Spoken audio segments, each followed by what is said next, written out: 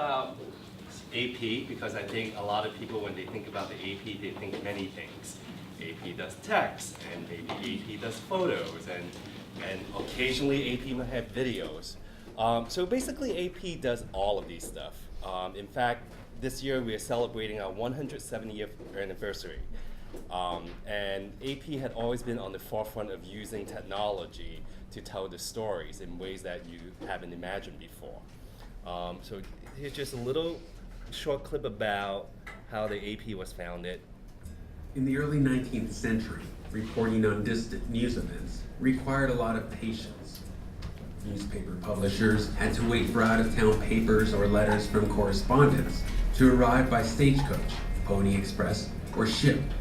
An ambitious publisher might row out to an arriving ship to save time, or have reporters send in dispatches by carrier pigeon. News took days or weeks to arrive. Foreign news coming by ship could take months.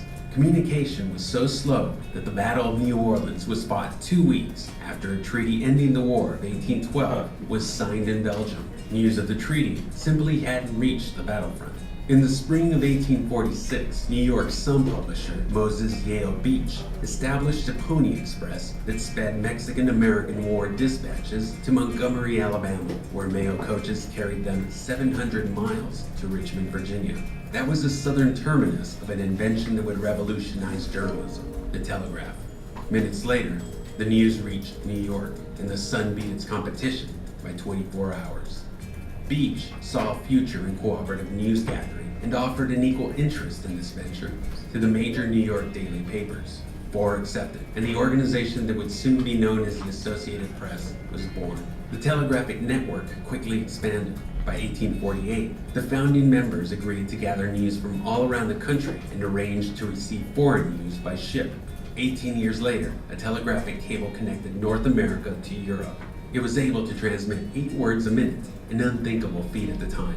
AP's ability to gather foreign news was transformed. So we, in fact, were the first news agencies to send text messages, right? 8 words per minute.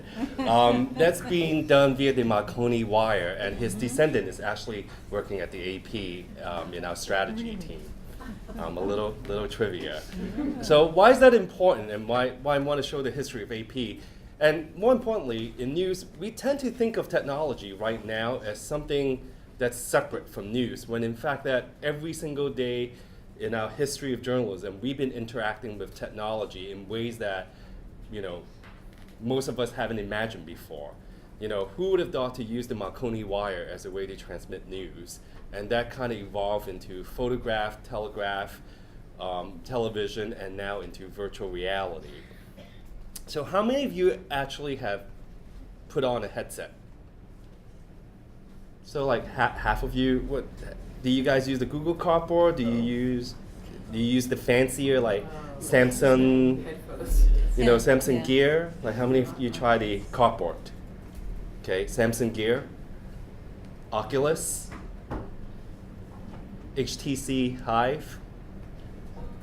Okay, so a lot of these things sounds really foreign, right? And Cardboard is really the kind of like the basic entry to any kind of VR. And when we think about VR and AR, there's a lot of confusion in terms of semantics. Basically, there's virtual reality, but most of you pretty much experience 360 videos, which is not technically virtual reality yet. Virtual reality infer that you could actually interact with your environment. If anyone remember that terrible movie from the 80s, I think Mike Douglas started in it, that like he was into this weird 3D space where it is like a virtual world. So by having virtual reality, you have the option to choose. So there's a little bit of distinction here. And so when we think about doing VR and AR at the AP, the way we started was a little bit accidental. How many of you think you need to invest in thousands and thousands of dollars to produce VR experience? Okay, I mean, it can cost you thousands and thousands of dollars, but I assume we're among friends here. It didn't cost AP anything. We're not losing money on this, but we're not making a lot of money on it. So the way we did it is I'm just going to show you some examples of what we've been doing. And if you talk to anyone who's been doing virtual reality, everyone is saying no one is an expert, right? Everyone is just kind of sorting out what is it that we're trying to do. And in fact, in the 360 video space, you will see a confluence between news and documentary. So we're pushing the news medium or storytelling platform into something that's really a hybrid of documentary and news.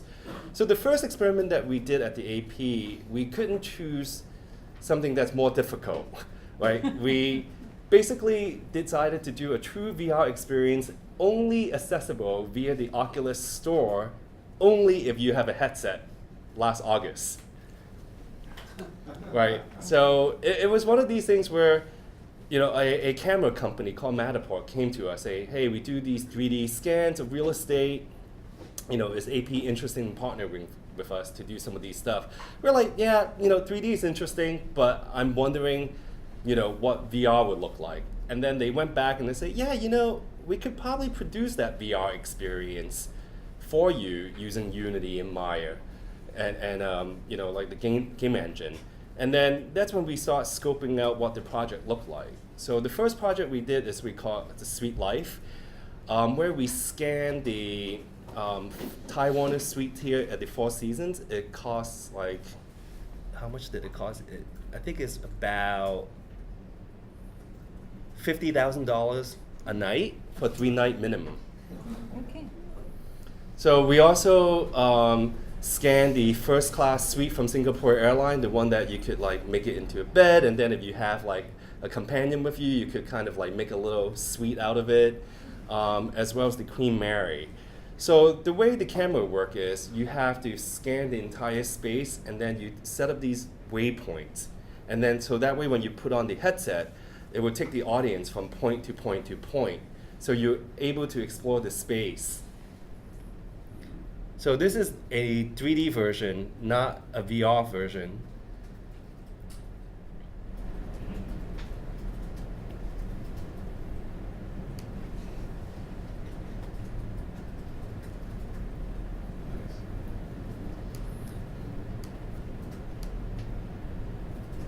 So this is the room, right? So when you click on this, you get to see different aspects. So imagine if you put yourself in the goggle and you look at these little blue dots, it takes you from one place to the next.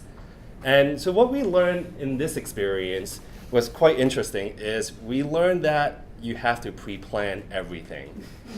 When you have lots and lots of space, just how much is too much and how much is not enough, right? So it turned out that there's a lot of the pre-production work that we have to do in terms of mapping out. We have to do a walkthrough of this space. We have to get a sense of just how much exploration do we want for the audience. And what does the post-production work look like? And there's one scene where we were looking at where we went into the bathroom and there was nothing but mirrors. And then we didn't know what to do. I'm like, do we erase ourselves out of this scene? Do we get rid of the camera? So suddenly we confront ourselves with ethical questions, AP standards questions that we never had to think about before, right? Especially in this new environment. So with this experiment, we end up learning a few things, right? We end up learning, you know, and when we engaged with Oculus, we thought like, okay, we have this project done, is, you know, all fancy up in Unity, now we're ready to upload it to Oculus. And then they came back and say, we want more content. We're like, what do you mean?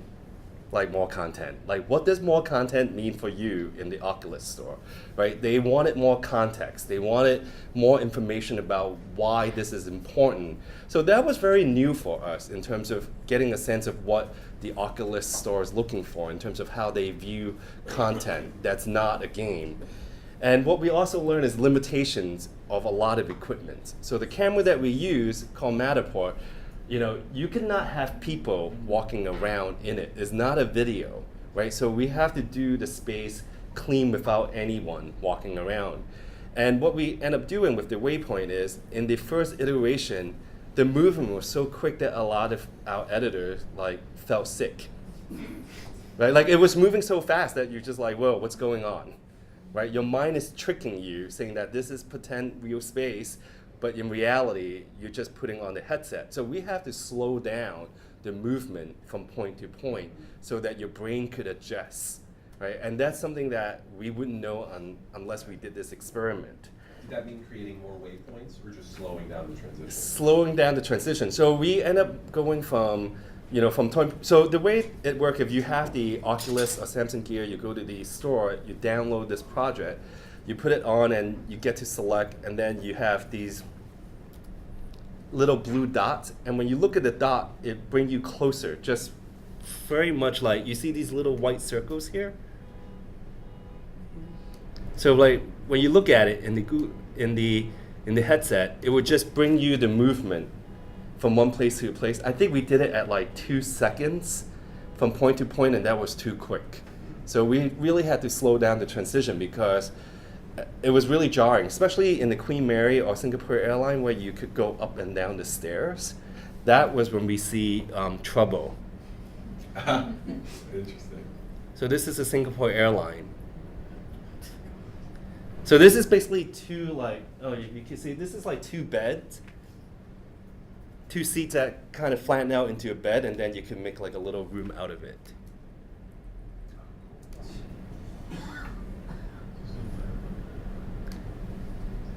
So we couldn't pick a more difficult project for ourselves to do, right? Because A, we didn't know what we were doing, right? Factor number one.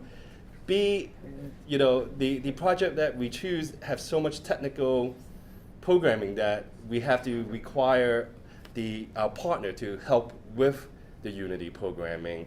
3, there's a lot of behavioral science that we didn't factor in terms of movement and nausea and stuff like that.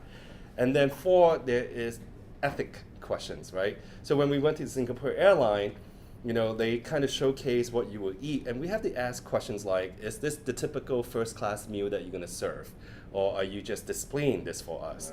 Right. Is this bucket of champagne that I'm seeing in this suite belongs here, or are you just doing this for us? Right? I mean, normally when you go in to do news coverage, you don't really ask that type of question, but because this experience is so unique with some of these brands, we just have to make sure that they're not putting anything extra that doesn't belong in there. And once Can I that's, comment on that? Huh? What occurs to me is, a lot of the applications of VR and three-dimension is around luxury real estate, but on the sell side. Yeah. And gosh, this is a great selling tool. But this isn't native content. This isn't branded content. This is news content. Yeah. This was like a new suite. It was like a newsy. Yeah. So basically, the premise of the story is saying that even though economy have flattened, luxury travel just have no bounds. Right? Things just get more luxurious. Despite however way the economy is, because people could afford it. Like the Taiwanese suite, I think the pillow was like $5,000, and when our people go in to film the thing, they have to put like a hospital, they have to put like a little thing on the shoe so that they don't dirty the floor and stuff like that. So that was kind of where the genesis of the project, and and also just talking to Oculus, figure out what is their expectation was super interesting for us, because we didn't really know what content for these Oculus Store is. We were thinking, is it similar to like an app that we're going to create for iTunes, right? But it isn't. And we start asking about metrics, right? What is the duration of time? What does success look like in Oculus? And so a lot of those insights were shared back with us in ways that we didn't think about it, right? They say right now the audience is still very finite. So therefore, the number of views might not be nearly as important as how long is someone engaging with this piece of content. And because of this piece of content, we actually got a lot of publicity out of it, and a lot of we partnered with our transportation reporter in business desk, and he basically got nonstop phone calls from all these other airlines and hotels and say, hey, when are you going to do the next one? Could we do it? Because originally we wanted to upload with 2 experiences, and Oculus say that that's not enough. You need to have a package. So that's why we did by land which is the hotel, by sea, Queen Mary, by air, Singapore Airlines. So minimal, we have to kind of have 3 type of packages of story to tell why we are doing this. And that's the first time we reached out to Oculus to discuss. And this didn't cost us anything, right? It's through really a partnership. It was our idea. We provided the assets. We actually did the shooting. We learned how to use a camera. The camera was on loan to us. So at the very minimum, it was cost neutral for the AP. And what's interesting about this is because of this project, we starting to, people start reaching out to us and say, hey, I heard AP is doing virtual reality.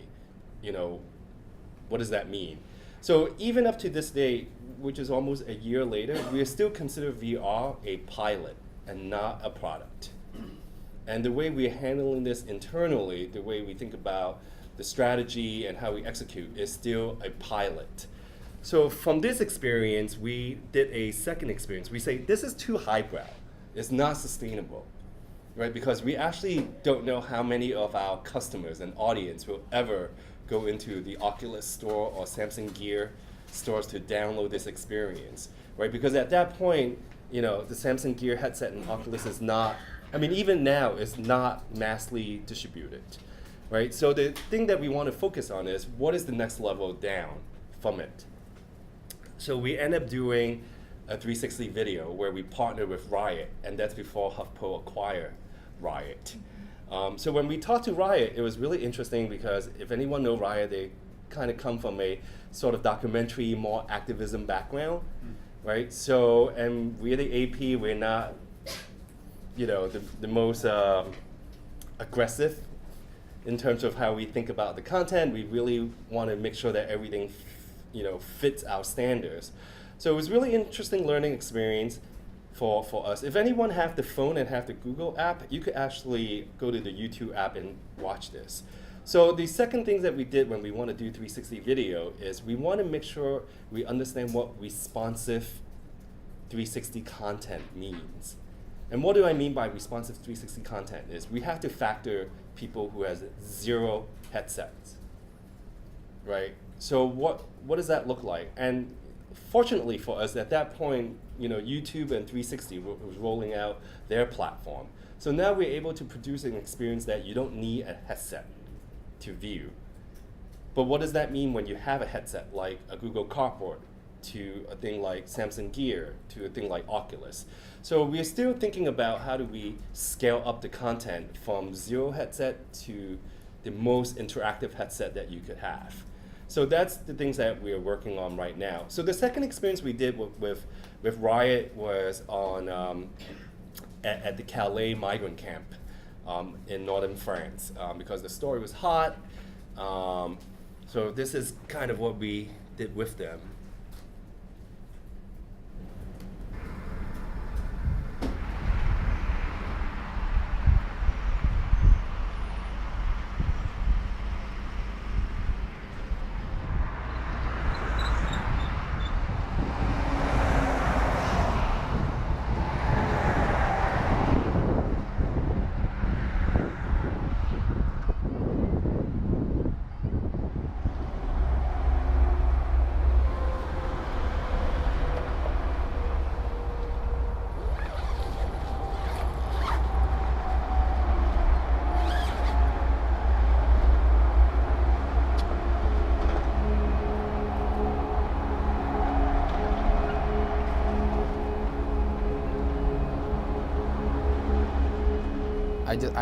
I miss my wife and 2 kids.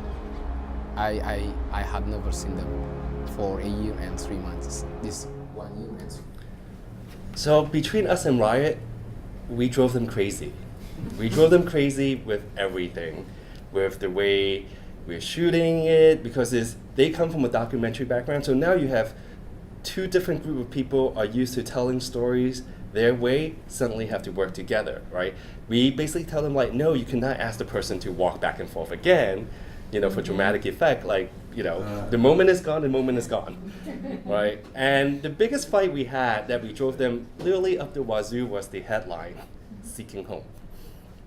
Originally, they want to call it the Calais Jungle, right? Because in Calais, that's what the migrant refer the the migrant camp as, the jungle, right? And they had this kind of like rock and roll font, very Bon Jovi, like living in, like Welcome to the Jungle, like it was like hot pink, and we just look at this as like, no, this is not gonna work for the AP, right? And then they say, how about we call it the, migrant camp or something else? And so we went back and forth, and ultimately we agreed on Seeking Home. And that was a really great learning lesson for us, because through this experience, they don't even know that we injected implicit bias into the headline by saying the Calais jungle, right?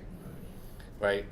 An American agency calling a migrant camp from Africa, mostly people of color, the jungle. Even if they're calling it the jungle, what is the optics like for the AP to refer to this as a jungle, right? So this discussion, a little headline, went all the way up to our executive editor, where we actually all had like a discussion. And it's really through the 11th hour that we make them change the headline yet again to Seeking Home. And if anyone has any experience doing post-production work with VR, you have to re-render the entire piece again. And that actually takes time. It's not that easy. This piece was done via a 6 GoPro rig. So it's basically 6 GoPro camera in a rig. So the post-production work is they have to take all 6 films and stitch it. And that's before they have stereoscopic, right? So this was a great partnership, because we actually learned, one of our videographers went with them to do the shooting, again, most of the work is in the pre-production in terms of planning what the story is about, getting the assets, planning the shots, right? Looking at the scenes, very much like a documentary. You kind of have to have a framework in mind. And then during the incident, during the shooting, we have to have basically 2 producers on site and a photographer to do it. And then we have the post-production work. Now, how much did this cost the AP? Again, nothing, right? Normal staff time, because we do it through the partnership. This is really all on experimentation. So it's really, really difficult. My future is like, and I'm not sure I'm that going to stay in see France. them back again. Now, So it's my decision is to stay in France. I'm My going future is to seek asylum here in France. So you could kind of see like the tent. You can see the camera, right? Like sort of there. So we also learned a lot of things about production work. Is the camera work really well from, you have to basically stay about like 1 to 3 meters away from the cameras to really capture the good visual. If you stay too close, it doesn't really work. And we also learned a lot about audio, right? So a lot of these audio is not native, because you have to get like different, you have to really mic people. Otherwise, you're just capturing sounds from everywhere. And then there's still the fundamental question is, I'm going to stay in why do France. you need to see this in 360? My decision is to stay in France. I'm going to seek asylum here in France.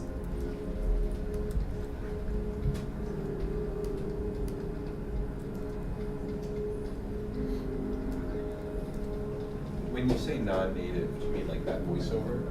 Yeah. How about sound effects? So these sound effects was done post-production, and again, it was a lot of learning experience in terms of the type of sound effect that we deem appropriate to the ones that we think could be really edgy. So when we end up doing this, is we went back and forth in terms of the storyline, and every single piece of text that we put in is very intentional so that we could set up the frame. But we still haven't really answered the question is, why do you need this in 360? And that's really kind of the questions that we always ask ourselves, like, why do you need it in 360? I think we did this knowing that we don't have all the answers, and we're okay with that. I think part of the experiment with this particular piece is saying that we're going to a place that no one really have access. And I think, for someone to be able to have a complete view of the migrant camp, that's good enough for us. So that's why we pursue it. And then with this, it's still very, costly in terms of human factors, right? Like you need like 2 producers, you need post-production people, and if you don't have all those people, then what are you going to do? Because at that point, we are still learning on how to do some of the post-production work. We're really leaning in on partnerships. And that's one really key thing I would encourage people to think about, is how do you form smart partnership with, startups because you have the the brand, you have the brand and you also have the traffic, right? But what the startup does is they have the resources and they have the technology, they have the know-how. So how do you marry the two to produce an experience that will be mutual beneficial? And that's basically what Riot and us did, right? So I think, by us partnering with Riot, we elevated Riot, and not soon after, like, they got a pretty sweet deal from HuffPo. That's what I'm saying. So after this experience, we decided to go even lowbrow, because at this point we have so many different cameras, right? Like the 6 GoPro camera is great, but it just takes a lot of work in stitching, right? Do anyone know what stitching is?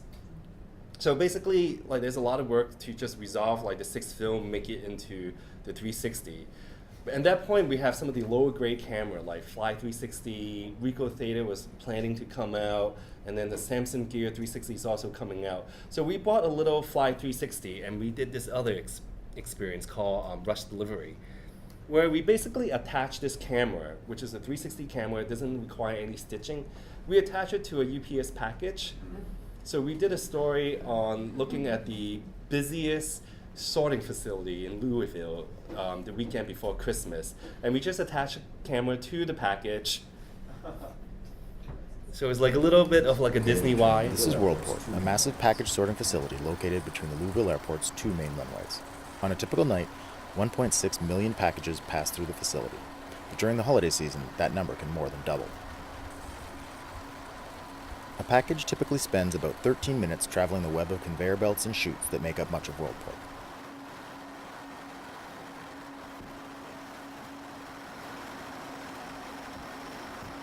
Most packages at Worldport are just touched twice by humans. First when pulled out of large aircraft shipping containers or transport trucks, and then again at the end of the journey through conveyors and into a new bin and another jet.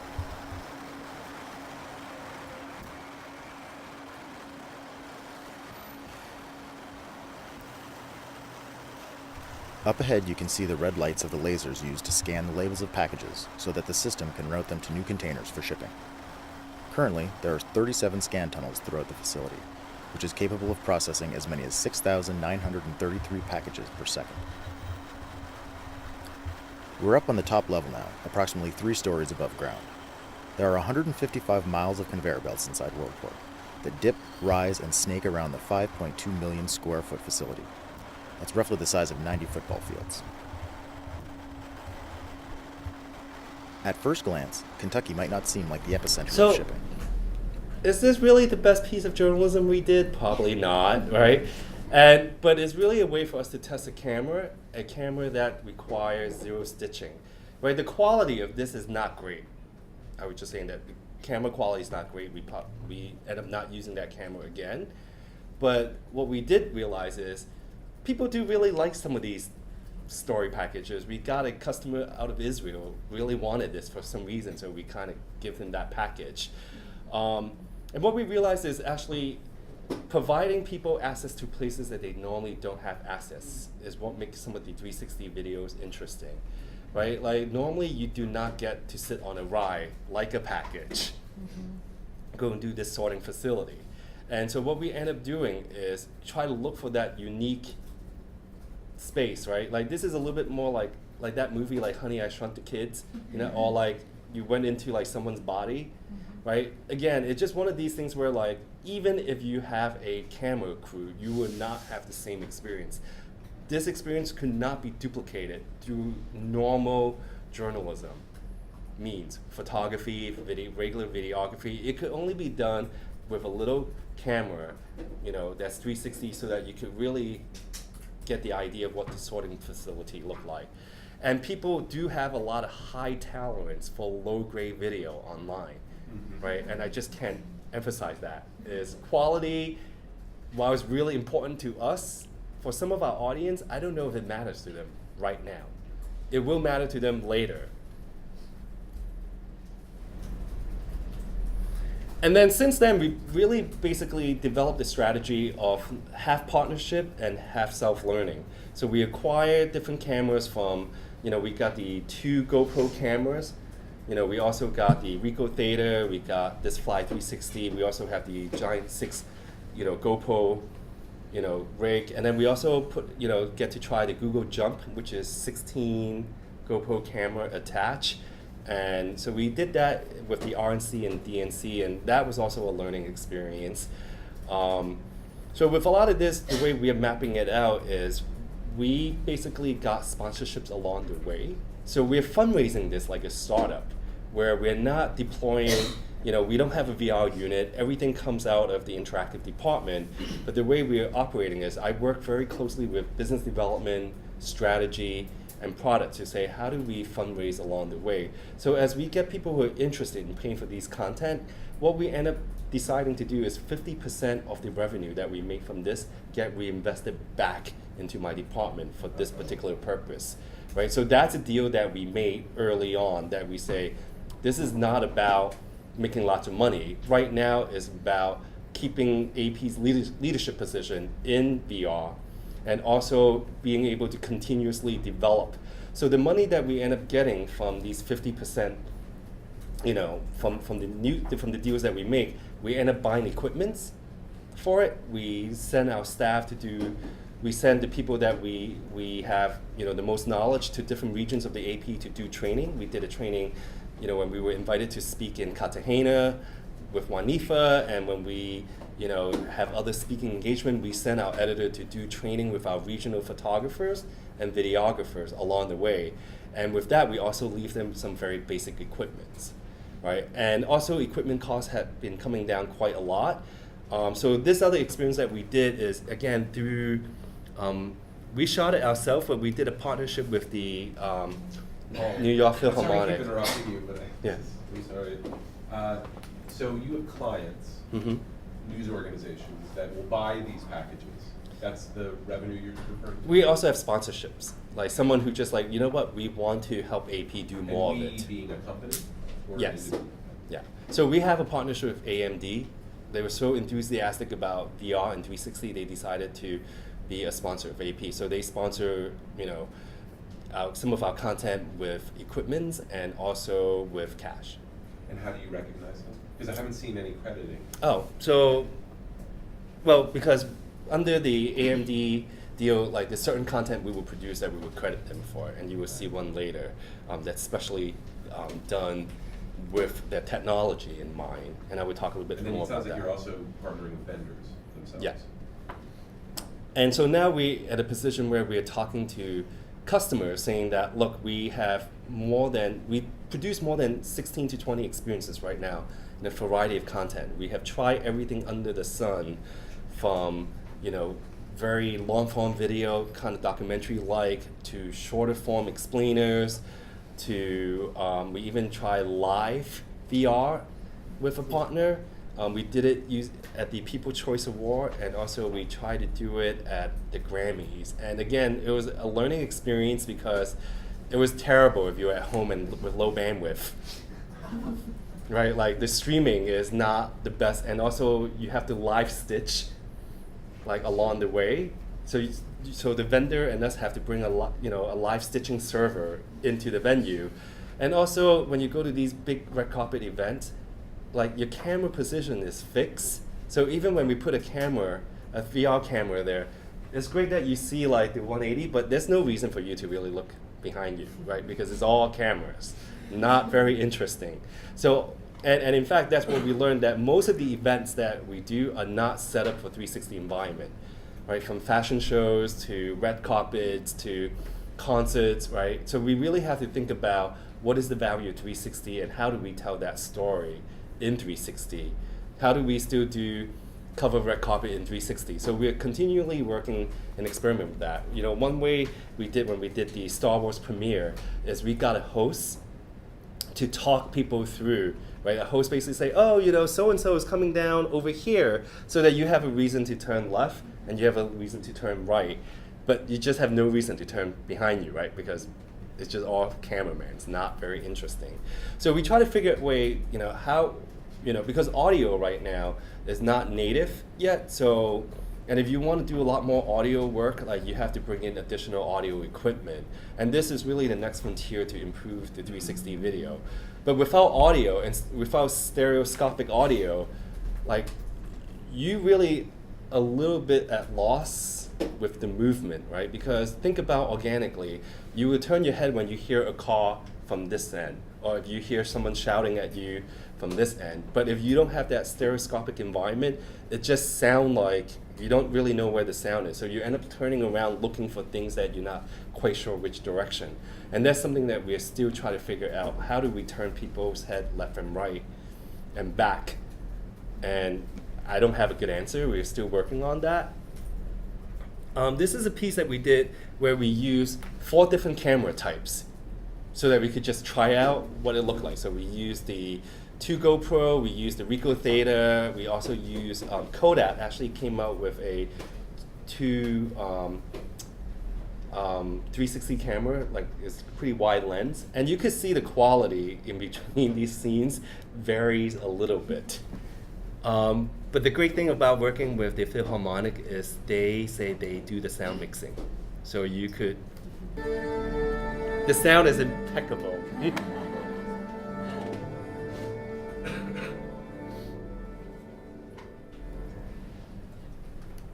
Good evening, everyone. Welcome to Central Park. What's going to happen here tonight? The iconic New York Philharmonic concert will be held right here in Central Park. Since 1965, this free concert has been held throughout New York City, from Central Park to Van Cortlandt in the Bronx to Cunningham Park in Queens. So you can see the camera. This is a Ricoh Theta. So it's about access, right? Like you would never have a seat as close to the conductor as you would a 360 camera.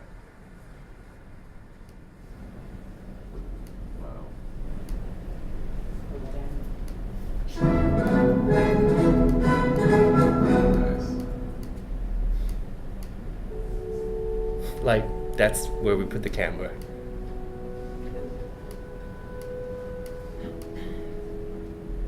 It's so great to be in Central Park.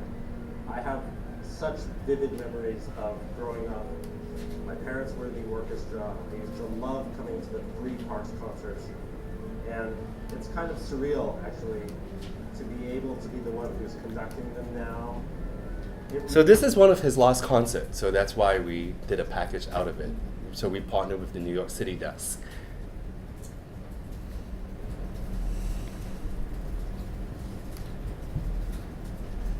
Truly New York's orchestra.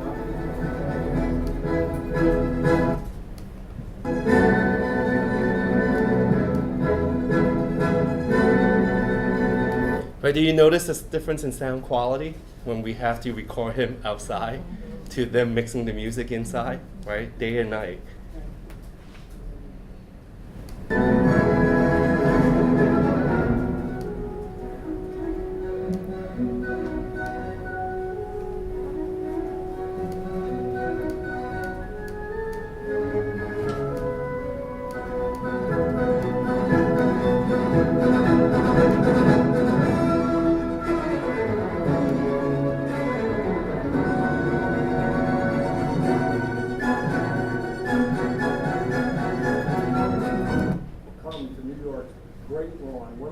But you don't get feedback from the viewers about complaining about the differences in audience, right? You're saying the tolerance. Yeah, I don't think they notice it. I mean, we're the only one who notice it because I'm constantly spinning this whole thing around and around to look for weird stitching quality. But aside from like someone as neurotic as I am, like I don't think most people will constantly like turn their head around and around to look for imperfection. So I think because this is such a new medium, there is a lot of tolerance for imperfection.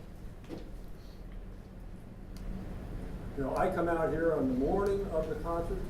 So you can see like the quality here is different, right? So this is probably done using the Kodak, where what happened is when you use the 2 camera with the fisheye lens, you will always have a little bit of space in between that's not completely perfect, right? So this is where like the stitching comes in, and that's where the blur is. So like again, like you see this line here? Oh wait, you can't. I'm gonna. Yeah, you see there's a line here, right? Mm-hmm. So that's because that's the blind spot between the 2 cameras. But again, unless you really like look for these stuff, like your brain probably don't even process it. And then finally, what we decided that is we also have a lot of great opportunity to do a control environment. And we already have expertise in CGI doing rendering graphic. So this is the piece where we actually did ourselves completely in CG.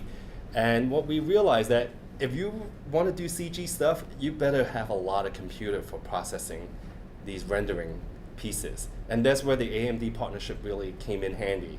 Had we not had those computers to process one little sequence of scene, it would take us 7 days. But because we have all these computers and we set up a render farm with at least 14 different computers, we were able to process these, these rendering a lot quicker. So I will show you this. If you could peek inside the brain, you'd see remarkable cellular circuitry. Billions of nerve cells called neurons are linked together by bushy branches, sending signals to generate thoughts, memories, movements, and emotions. Alzheimer's disease slowly destroys those networks, breaking down the ability of neurons to communicate and eventually killing them. It's not clear what causes Alzheimer's, but here's a look at 2 microscopic changes in the brain that are believed to contribute: the accumulation of plaques and tangles. The plaque story starts at the surface of neurons with a large protein called APP.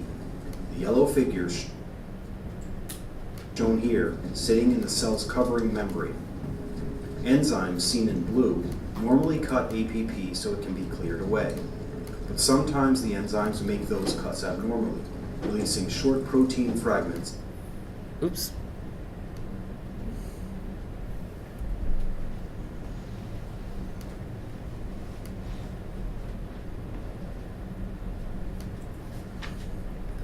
So all of that is completely rendered by our team, and we work with the health science team to produce a script. We render all the scenes, and when we label the different keyframes, we make sure that we label it all the way around, so that when it doesn't matter where you look, you still basically get the same stories. So a lot of we're beginning to try to templatize what VR story look like. And we also noticed that we've been putting some of the small, shorter pieces, basically 30 seconds up into Facebook, and those tend to get really good traffic. So we did a few of those with North Korea, where we got one of our photographers, she got a little Ricoh Theta, which is about $500. It doesn't require any stitching. And she filmed like a 60-second thing of those mass dancing in North Korean. It's super fascinating, right? To always see like a giant group of people dancing together in like these outfits. So we produced 3 of those segments that it basically become the first generation of what we call 360 postcards, right? So we duplicate it again in Rio so that you get a feel of what Rio looked like. So a lot of times you could actually produce the raw content, but through the way we tell stories, you could stitch together a package that with very minimal effort, you could have a very pleasant experience. Now, a lot of the 360 experience that you see from other outlets, especially places like Riot, New York Times, they tend to deal with very heavy, super complicated subjects, right?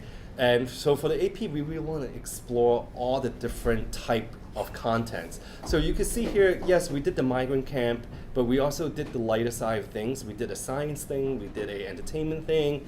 One of the things we're going to do later in the year is fireworks, because I really want fireworks, right?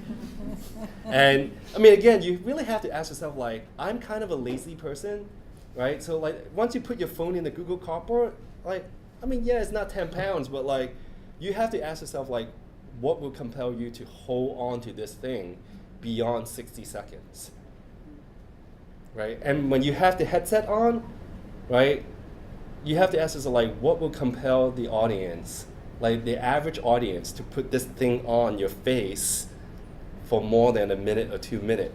So when we think about VR and 360, we don't actually think the target audience is my age. We're actually thinking that the target audience is actually still 5 to 10 years down the road.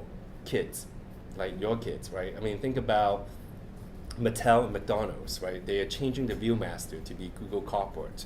So we're thinking that medium is actually ripe for that generation of audience, and we want to start producing content that you could share with your children. Fireworks, like Disney fireworks, like Alzheimer explainer, right? Super easy, right? Something that is very shareable, where like you could enjoy it, but you could also pass it on to someone regardless of age.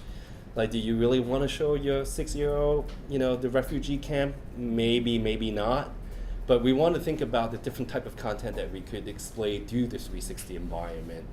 And still the fundamental question is, why would anyone want this? And we still try to answer that. And I think a lot of people are trying to answer that too. And we also see that VR is here to stay, because you have a lot of the platform maker like YouTube and Facebook, and also the device maker like Samsung and Sony, and everyone is basically, for the first time, you have more device than you have content, which create a great opportunity for publishers, right? Because anytime that we engage with YouTube or Facebook or Oculus, all they complain about is not having enough good content, right? So not having enough good content is an opportunity for us to come in to generate the content.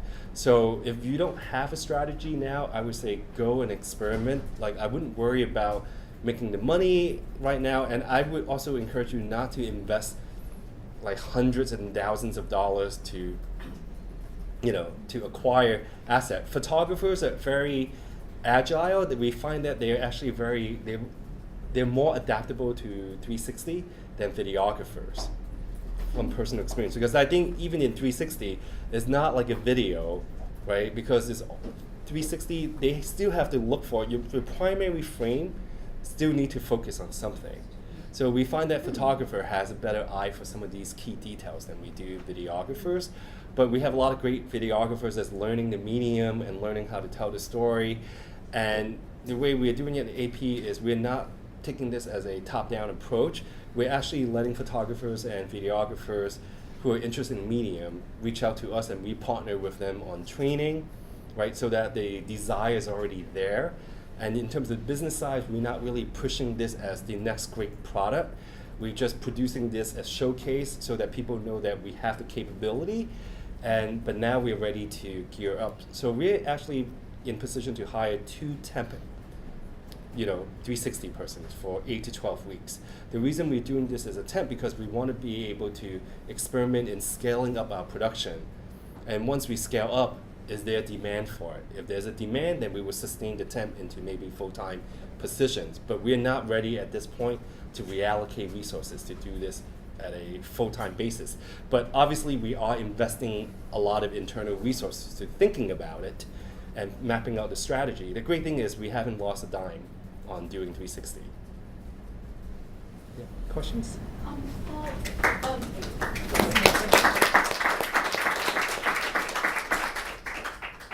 This is fascinating. I'm trying to think of it, how it possibly might be applied to solutions journalism. And my question is, most of what you've shown us, except for possibly the refugee camp, was not narratives. It was scenes. Mm-hmm. And can you talk about how this might be used to tell a narrative story? Mm-hmm. So it depends on your storyboarding. So a lot of these packages, for example, when we did a package right after the Nice attack, where we have a videographer who has a little camera. So what we end up asking him to do is if he could go out and shoot kind of these makeshift memorial along the boulevard. And we're very specific about what is it we want. We say we need 3 or 4 different makeshift memorial. We want it at 60-second interval, right? So that they're really precise of what we end up doing is string these experience along. So think of it as almost like your giant photo with caption. These are video, but it's more like moving pictures, right? It's a picture that you see some movement, but you have to explore it. So what we want to do is actually get all of our staff comfortable in terms of thinking, if you have the opportunity to put someone in this environment, what is it that you will show, right? So if we have to think about, the Brussels airport, if we actually have a 360 camera, like that's the thing that we want to show is what does it look like inside, right? 60 seconds, the visual itself would do the storytelling. And then if you end up having more footage, then you could probably do a voice overlay, like the Alzheimer piece that we did, or Philharmonic. So the Philharmonic one, that's something that we scripted, that we work with the Philharmonic and figure out, the story angle. But we also want to do a mix of kind of these like 6-minute pieces to really quick hits. Because when you think about how people are consuming these content, right now we're assuming people consuming it through the mobile devices, right? So, the observation is you will read a story and maybe there's a 360 video, suddenly you click on it, you turn yourself around, 60 seconds, put the phone back down and continue reading the story. So we want to factor in the things that you're doing and not saying that this is the singular experience that you can consume. We still want to produce some of these packages like 5 or 6 minutes long, but we don't want to make that the norm. We really want to make some of these lighter experiences the norm, because I think that will actually be an element as part of your storytelling rather than your entire storytelling. Just like the way we conceive multimedia packages. Thank you, boss.